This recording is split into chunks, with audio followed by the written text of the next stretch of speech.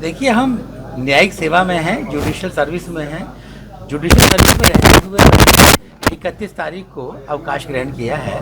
तो उस समय जो भी, जब तक मैं न्यायिक सेवा में रहा, मैंने पूर्ण निष्ठा के साथ अपना कार्य किया, मेहनत के साथ अपना कार्य किया। और मेरे मन में एक इच्छा हमेशा रहती थी कि जो भी मैं जजमेंट लिखूं, आदेश लिखूं, वो बेहतरीन होना चाहिए, उसमें कोई कमी नहीं होनी चाहिए।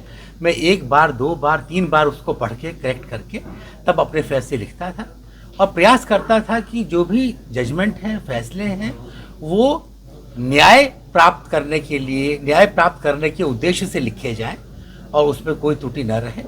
तो इसी वजह से जो भी मैंने आदेश किए, और वो सब इसी भावना से किए कि पत्रावली पर जो सामग्री है, जो साक्ष्य है, जो उभय पक्ष का जो वृत्तांत है, अभिवचन है, उनको ध्यान में रख के मैं अपने फैसले करूं और जहां तक हो सके न्याय के उद्देश्यों को वो पूरा करें और उचित हो, और जो मेरी बेस्ट ऑफ माय एबिलिटी है उसके अनुसार मैं फैसला लिखूं।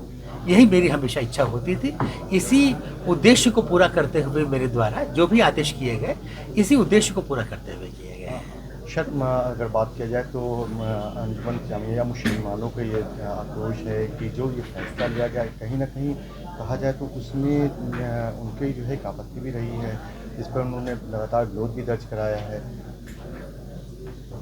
देखिए, मैं आपको एक बात बताऊं, हमने कई बार अक्सर देखा है, जो भी फैसला होता था, जिसके पक्ष में होता था वो तो प्रसन्न होता था और मुस्कुराता हुआ चला जाता था। जो भी फैसला किसी के खिलाफ गया, उसको जो है एक प्रकार से आक्रोश रहता था कि हमारे खिलाफ हो गया। अपनी स्थिति को जानने का कोई प्रयास करता नहीं था, लेकिन वो सोचते थे कि साहब हमारे खिलाफ फैसला गया है। तो ये हमने हर एक प्रत्येक मैटर में देखा, जिसके खिलाफ फैसला होता था वो कई बार तो कुछ लोग यहाँ तक कर देते हैं कि भाई उसका पब्लिकली विरोध करना शुरू कर देते हैं, फला है। लेकिन ये मैं आपको विश्वास दिलाता हूँ कि जो भी फैसले हम लोगों के द्वारा, न्यायिक अधिकारियों के द्वारा, जजेस के द्वारा किए जाते हैं, वो न्याय के उद्देश्यों को पूरा करने के लिए दिए जाते हैं और पत्रावली पर उपलब्ध सामग्री के आधार पर दिए जाते हैं। उसके अलावा और लेश मात्र भी कोई अन्य कंसिडरेशन नहीं रहता है, आपको बता दें। सर, कार्यकाल के अंतिम दिन जिस तरीके से आपने जो फैसला दिया इसको लेके, मुस्लिम पक्ष लगातार इस पर आपत्ति करता रहा कि 1 हफ्ते का समय अगर दिया गया था, तो ये अंतिम दिन आपने जो दिया, ये बड़ा सुप्रश्न चिन्ह लगा है कि ये पहले भी वो दिया जा सकता था। भाई, उसकी बात तो यह है कि वो सब काम ड्यू कोर्स में होते रहे। जो एप्लीकेशन हमारे पास जब जब आती रही है, तब तब हम उसको सुन के आदेश करते हैं। दोनों पक्षों को सुनकर जो भी विधि के अनुसार है वो आदेश पारित किया गया है। जिस समय मेरे पास कोई भी एप्लीकेशन सुनवाई के लिए आती है, तभी मैं उसको सुन के उस पर आदेश कर सकता हूँ। उससे पहले कैसे आदेश कर सकता हूँ?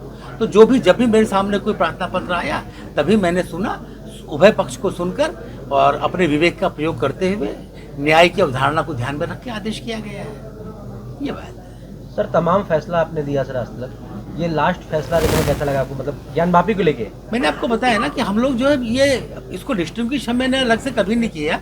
जो भी फैसले हमने किए, मैंने बताया आपको, जो भी फैसले किए सब अपनी बेस्ट एबिलिटी के अनुसार और ये ध्यान में रखते हुए कि वो न्याय के उद्देश्यों को पूरा करने के लिए किए जाएं। इसके अलावा मेरे मन में और कोई बात नहीं आई कभी भी। सभी फैसलों को करते हुए यही भाव आता था कि अपना एक उचित न्यायपूर्ण फैसला करूं, जिसमें कोई त्रुटि न रहे, अपने हिसाब से। बाकी तो आप जानते हैं अपीलेट सिस्टम हमारे यहाँ बना हुआ है, क्योंकि ये मान के चला जाता है कि कोई लीगल त्रुटि या कोई भी कर सकता है, जाने अनजाने भी हो सकती है। तो इसीलिए अपीलेट कोर्ट है, ताकि अगर हमसे कहीं कोई गलती हो जाए तो अपीलेट कोर्ट सुधार सकती है उसको। लेकिन इतना मैं कह सकता हूँ कि मैंने जो भी किया वो अपनी बेस्ट ऑफ माई एबिलिटी किया है। मैंने सब चीजों को देख के इतना कह सकते हैं। अगर आप ये वीडियो YouTube पर देख रहे हैं तो हमारे चैनल को सब्सक्राइब करें और बेल आइकन को दबाना ना भूलें। अगर आप Facebook पर ये वीडियो देख रहे हैं तो हमारे पेज को लाइक करें।